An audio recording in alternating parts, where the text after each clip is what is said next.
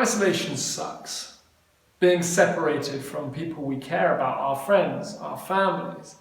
Or maybe it's something we've experienced all too much over these last few months.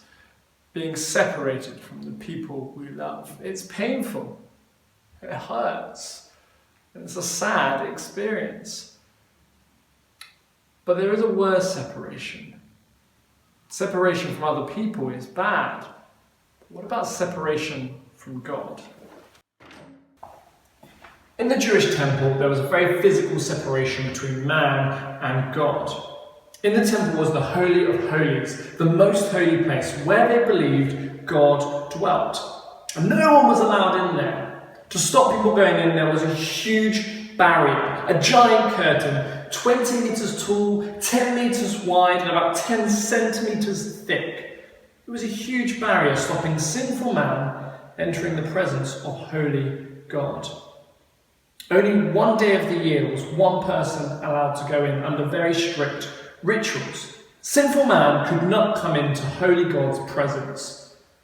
But all of that was about to change. After the Last Supper, things take a dark and downward turn for Jesus. He goes to the Garden of Gethsemane and prays in anguish because his soul is overwhelmed with sorrow. And then he's betrayed by his friend Judas, and he's taken away and arrested. He faces trial where he's found guilty. Peter, one of his closest friends, denies him 3 times. He's beaten and flogged, and then at 9 o'clock the following morning, Jesus is crucified and nailed to a cross. Jesus was crucified where all could see him, and the soldiers nailed a sign to his cross that read, "The King of the Jews," to mock him. The rebels who have been crucified with him hurl insults at him. "Oh, so you're the mighty one."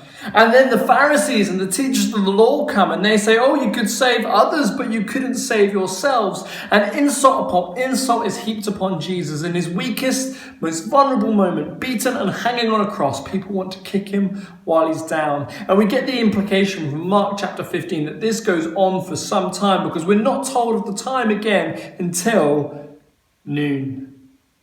Midday, 12 o'clock, when the sun should be at its brightest, darkness covers the land. Creation drapes itself in blackness to mourn its creator. The insults, the jeering, the mockery stops, and there is silence as the light of the world is extinguished. And the darkness covers everything until 3 o'clock in the afternoon, when the darkness and the silence are broken with a shattering cry, "Eloi, Eloi, lama sabachthani! My God, why have you forsaken me?"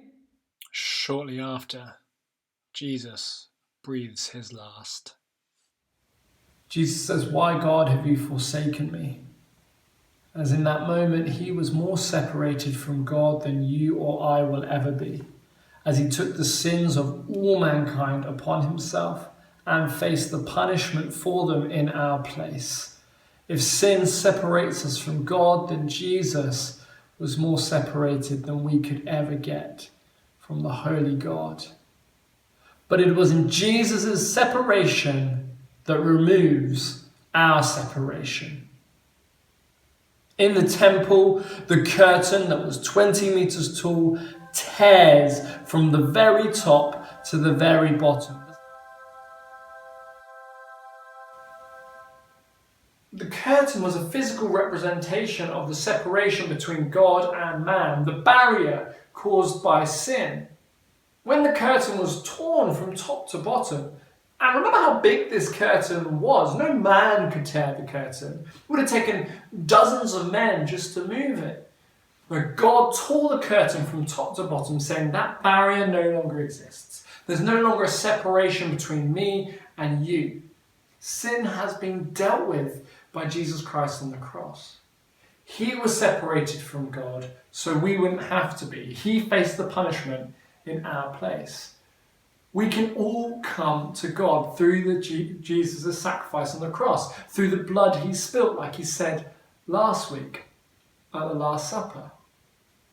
Anyone can come to God now because there is no barrier there. That should make us want to tell people about Jesus. Did you know you can come to God too? There is no barrier. You don't have to hit a certain number of good points versus bad points. Jesus did all the work for you. Sin has been defeated. But the consequence of sin is death.